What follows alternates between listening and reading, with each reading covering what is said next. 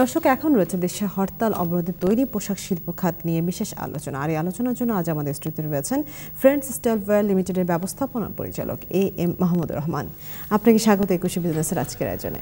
ধন্যবাদ বিনতি, আপনাকে আমাকে আমন্ত্রণ জানানোর জন্য।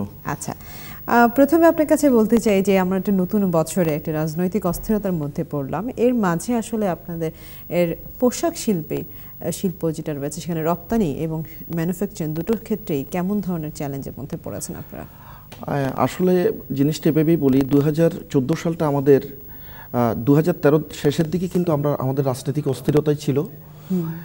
5ই জানুয়ারি 14 সালের 5ই জানুয়ারির নির্বাচন নিয়ে, এর ভিতরেও নির্বাচন যেভাবেই হোক না কেন আমরা আশা করছিলাম যে একটা অস্থিরতা এটা কন্টিনিউ চলতে থাকবে। বাট যাই হোক, আল্লাহর অশেষ রহমতে কিন্তু আমরা ওই পরিস্থিতি কেটিয়ে জানুয়ারির সেকেন্ড উইক থেকে কিন্তু ভালোভাবে পজিটিভলি কিন্তু 2014 সালটা কিন্তু আমরা শেষ করেছি। মানে বিজনেস, বিশেষ করে আমাদের বাইং সিজনগুলো স্প্রিং, ফল, সামার সবগুলো সিজন কিন্তু আমরা খুব ভালোই অ্যাচিভমেন্ট ছিল। আমাদের 12% মতো বিজনেস গ্রোথ ছিল।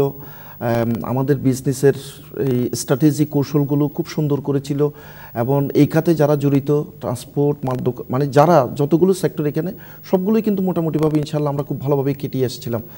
দুর্ভাগ্যের বিষয় 2015 সালের জানুয়ারি মাসের 5ই জানুয়ারিকে ঘিরে যে অস্থিরতা দেখা দিচ্ছে, এটা কিন্তু আমি কোনো সম্ভাবনাই মানে আমরা আসলে খুব হতাশ।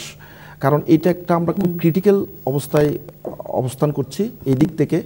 প্রথম কারণ হচ্ছে আমাদের গত স্প্রিং সামারের অর্ডারগুলো কিন্তু একটা শেষ ক্রিটিক্যাল সময়ে কিন্তু আমরা শিপমেন্ট করতে যাচ্ছিলাম। এটা এই সময় ডিসেম্বর জানুয়ারি মাসটা আমাদের জন্য খুবই একটা প্রোডাকশনের জন্য ক্রিটিক্যাল মান। সেকেন্ডলি, এই সময় ফল সিজন নামে একটা বাইং সিজন হয় এখানে, যেটা এই আপনার আমাদের স্টোরে মালগুলো উঠে আপনার এই বলতে পারেন জুন, জুলাই, অগাস্টের দিকে ব্যাক টু স্কুল যখন প্রোগ্রামগুলো হয়, এই সময়ে কিন্তু আমাদের এই অর্ডারগুলো প্লেস মানে হয়। তো এখন দেখা যাচ্ছে আলটিমেটলি এই আমাদের কাছে বাইরের একটা কমিটমেন্ট ছিল ডিসেম্বরে। এই সিজনটা সাধারণত ফলের বাইং সিজনটা হয় নভেম্বর থেকে ডিসেম্বরের যে কোনো সময়। তো নভেম্বর মাসে কিন্তু আমরা বাইরের কমিটমেন্ট পেয়েছিলাম। ডিসেম্বর মাসের শেষের দিকে এসে কিন্তু আমরা যেখানে এলসি পাওয়ার কথা, 22 শিট পাওয়ার কথা, পিউ শিট পাওয়ার কথা, এই ক্ষেত্রে কিন্তু সবগুলো হ্যাং হয়ে আছে।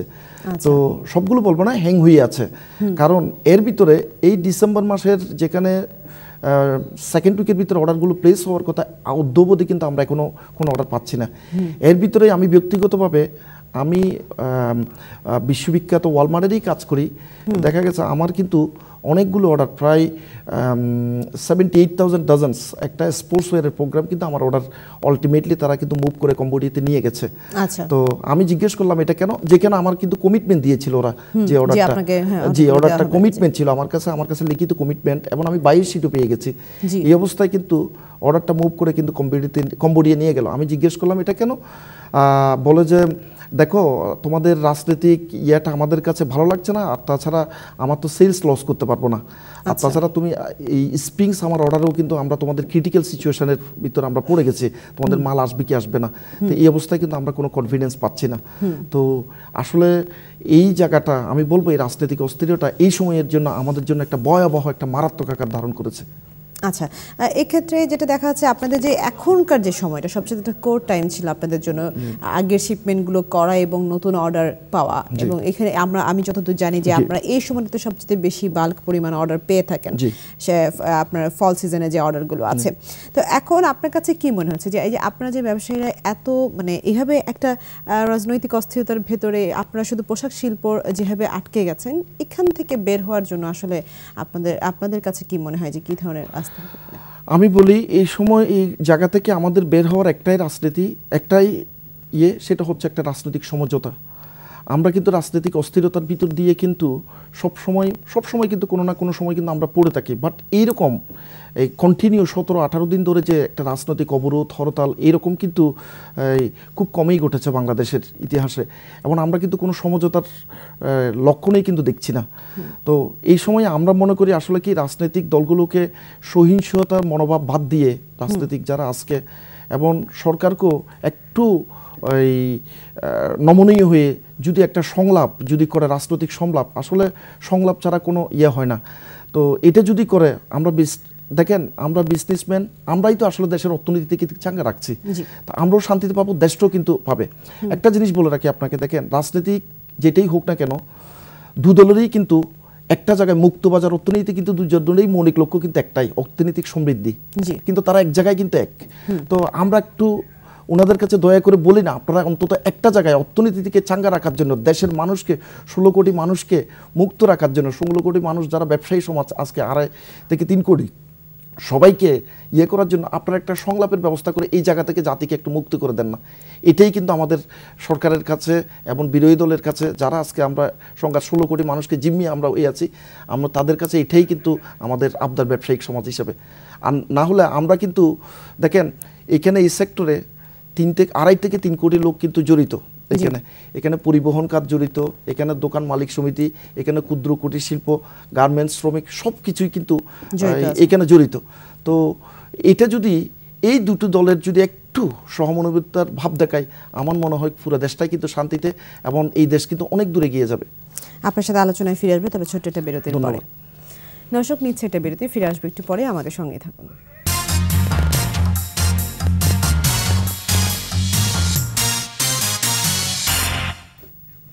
আবারও স্বাগত 21শে বিজনেসে। দর্শক, বিরতির আগে দেশে হরতাল অবরোধের তৈরি পোশাক শিল্প খাত নিয়ে কথা বলছিলাম ফ্রেন্ডস স্টাইল ওয়্যার লিমিটেডের ব্যবস্থাপনা পরিচালক AM মাহমুদুর রহমানের সঙ্গে। আমরা আবার ফিরে যাচ্ছি আলোচনায়। আমরা আপনার কাছে যেটা জানতে চাই সেটা হলো যে আমরা জানি যে গার্মেন্টস সেক্টর অনেক বেশি এক্সপ্লোর করেছে, আমাদের এক্সপোর্টে এদের কন্ট্রিবিউশন, আরএমজি সেক্টরের কন্ট্রিবিউশন সবচেয়ে বেশি।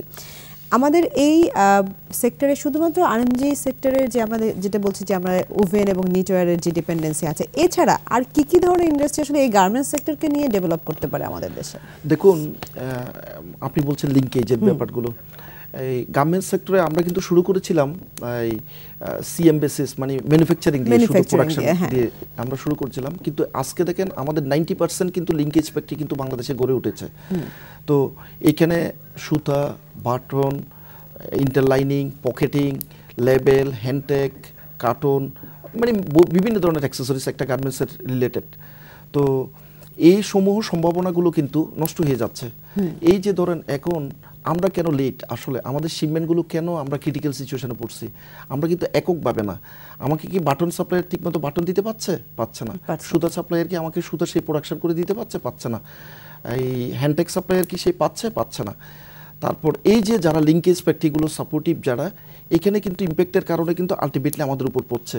এখানে শুধু প্রোডাক্টার, আমরা কেন বলছি প্রোডাক্টারটা ইলেকট্রিক গ্যাস এটার উপরেই শুধু নির্ভরশীল না। এখন ধরেন এইখানে কিন্তু র মেটেরিয়ালসগুলো কিন্তু একটা অংশ কিন্তু বাইরে থেকে আসে, চায়না, তাইওয়ান, এদের থেকেই কিন্তু আসে। এই জিনিসগুলো আনতে গেলেই পোর্ট থেকে ট্রান্সপোর্টের কিন্তু একটা, আমরা কমিউনিকেশনে কিন্তু আমরা বড় ধরনের একটা মার খাচ্ছি পরিবহন খাতে। দেখেন জীবনের নিরাপত্তা সবাই চাই, এখন কে কোন ওয়ার্কারটা, কোন শ্রমিকটা কাজ করতে যাবে, সেই যদি দেখে যে রাস্তাঘাটে যাওয়ার সময় বোমা আতঙ্ক, সেখানে কিন্তু আমরা একটা মাইগ্রেশন দেখছি এবং অ্যাবসেন্টিজম পাচ্ছি। এটার কারণে কিন্তু আমাদের প্রোডাক্টিভিটি ক্ষতি হচ্ছে, ওদের লিঙ্কেজগুলোতে প্রোডাক্টিভিটি ক্ষতি হচ্ছে। এটার ইম্প্যাক্টটা কিন্তু আমাদের গার্মেন্টসে পড়ছে, মেইন প্রোডাকশনে পড়ছে। এতে করে যেমন আমি আজকের কথাই বলি, আমার ওয়াশিং ফ্যাক্টরিতে আমার মাল গেছে, ওয়াশিং ফ্যাক্টরি থেকে আমি মাল আনতে পারছি না, আমি ফিনিশিং করতে পারছি না, বিকজ ট্রান্সপোর্টের জন্য সে গাড়ি দিতে পারছে না। তাহলে আলটিমেটলি আমার ফিনিশিং ক্যাপাসিটি যদি 20,000 পিস হয়, আমি কিন্তু বসে আছি, আমার মাল নাই। আলটিমেটলি এটা কি হবে, ইম্প্যাক্টটাই কিন্তু গার্মেন্টসের এখানেই পড়বে। তো এই জিনিসগুলো কিন্তু ইম্প্যাক্টগুলো এখানে পড়ার কারণে কিন্তু আমরা প্রতিনিয়ত কিন্তু লেট শিপমেন্ট, ইয়ার শিপমেন্ট, ক্যান্সেলেশন, এই ইয়েগুলো কিন্তু পড়ে যাচ্ছি। আচ্ছা, সেক্ষেত্রে আমরা আবার দেখলাম যে বিদ্যুতের দাম বাড়ানোর কথা বলা হচ্ছে। এটা আসলে এত বিপদের মধ্যে উপরি কিরকম বিপদ ফেলবে বলে আপনার কাছে মনে হয়? দেখেন, এটা সরকারই কিন্তু ভালো বলতে পারবেন। সরকার তো ডেফিনেটলি তাদেরও কিন্তু দেশের প্রতি আন্তরিকতা আছে, আমি বিশ্বাস। এখন ওরা কোনটা চিন্তা করে যে বিদ্যুৎ বাড়াবে আমি জানি না। যেখানে আমি একজন গার্মেন্টস সেক্টরের একজন হিসেবে আমি বলতে পারি, ম্যানুফ্যাকচারার হিসেবে আমি বলতে পারি, এটা কিন্তু একটা অযৌক্তিক এবং অনৈতিক এই সময়ে, যেখানে আমরা কস্ট সেভিংস চিন্তা করব যে বিদেশের এই ভাবমূর্তি ধরে রাখার জন্য, বিনিয়োগকারীদেরকে আকৃষ্ট করার জন্য যে চিন্তাটা আমরা করব, এই মুহূর্তে এই খাতের কস্ট বেড়ে যাবে, এরকম একটা চিন্তা করাটা আমার মনে হয় এটা ঠিক হবে না।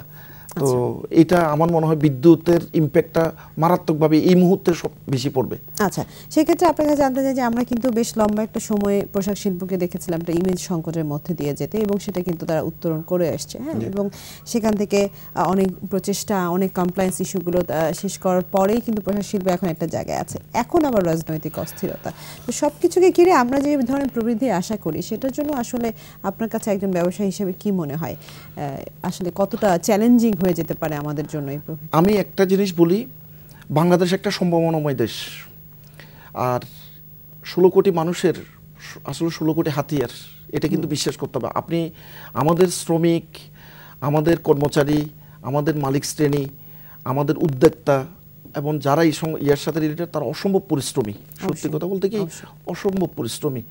এগুলো কিন্তু আজকে সব অর্জিত এবং সম্ভব হয়েছে কিন্তু পরিশ্রমের ফল।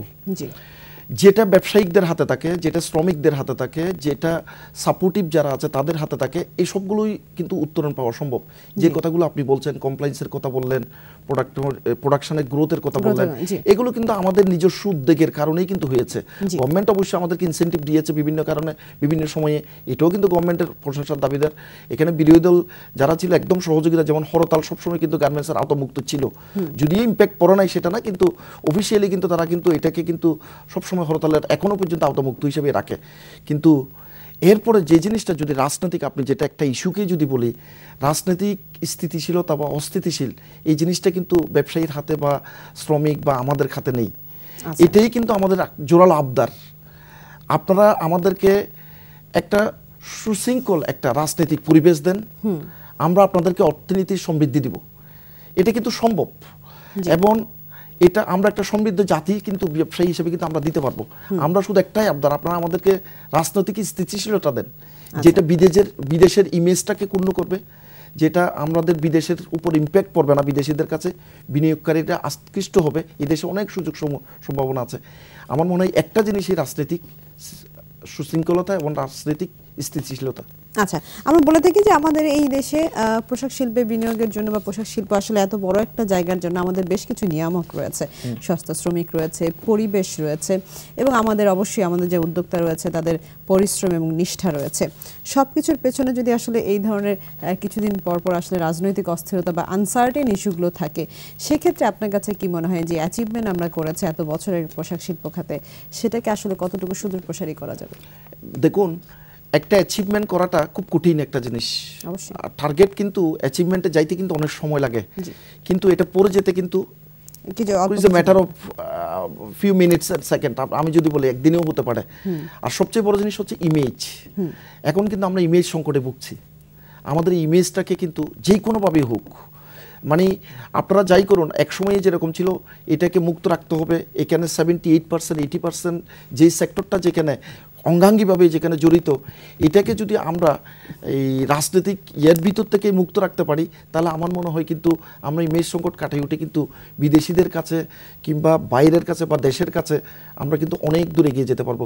শ্রমিক সংস্থা সেটা বড় কথা না, এখানে সবাই আন্তরিক, কিন্তু এখানে সবাই কিন্তু কঠোর পরিশ্রমী। আমি বারবার বলছি, এখানে আমরা যখন কোনো একটা উদ্যোগ নিয়ে আমরা এটা থেমে থাকি না, এবং কিন্তু এটা অ্যাচিভ না করা পর্যন্ত আমরা বাঙালিরা কিন্তু থেমে থাকি না। এটাই কিন্তু আমাদের বড় অর্জন। আচ্ছা, সর্বশেষ আপনার কাছে জানতে চাই, এই ধরনের যে ধরনের পরিস্থিতি আসলে উদ্ভব ঘটেছে, সেই ধরনের পরিস্থিতিতে আপনাদের ব্যবসায়িক সমিতি থেকে আসলে কি ধরনের প্রচেষ্টা থাকবে? আমরা আসলে চেষ্টা করব, দুই দল, সরকারি দল এবং রাজনৈতিক দলকে আমরা অনুরোধ করব, আপনারা একটা সমঝোতায় বসেন, আপনারা একটা সংলাপে বসেন, আমাদেরকে একটা শান্তি দেন। সংলাপের মাধ্যমে কিন্তু অনেক কিছুর সমাধান করা যায়। আপনারা একটু বসেন, আপনারা একজনের পরিপূরক বিরোধী অবস্থানে আপনারা যাইয়েন না। 16 কোটি মানুষের দিকে তাকাই, ব্যবসার দিকে তাকাই, সব দেশের দিকে তাকাই। আপনারা যদি এই জায়গাটা করেন, আমার মনে হয় আমাদের রাজনৈতিক ব্যবসায়িক সংগঠনের পক্ষ থেকে এটাই ওনাদের কাছে আবদার, আমাদের জোরালো, এবং আমার বিশ্বাস ওনারা এটা করবেন। ওনারা কিন্তু আসলেই দেশপ্রেমিক, দেশের প্রতি ওনাদের মহত্ব ভালোবাসা আছে, আমার বিশ্বাস ওনারা সেটা করবেন। কিন্তু আমাদেরকে আর ভুগতে না দেওয়াটাই আমি মনে করি ওনাদের কাছে আমাদের কামনা। আপনাকে অসংখ্য ধন্যবাদ একুশে বিজনেস আজকের আয়োজনে আসার জন্য। আপনাকে ধন্যবাদ। দর্শক, এতক্ষণ দেশে হরতাল অবরোধের তৈরি পোশাক শিল্প খাতের নানা দিক নিয়ে কথা বলছিলেন ফ্রেন্ডস স্টাইল ওয়্যার লিমিটেডের ব্যবস্থাপনা পরিচালক AM মাহমুদুর রহমান। এবার নিচ্ছে আরও একটা বিরতি, আড়াইটা আবারও ফিরে আসবে একুশে বিজনেসে। তখন থাকবে শেয়ার বাজার ও দেশ বিদেশে ব্যবসা বাণিজ্যের নানা খবরাখবর। আমাদের সঙ্গে থাকুন।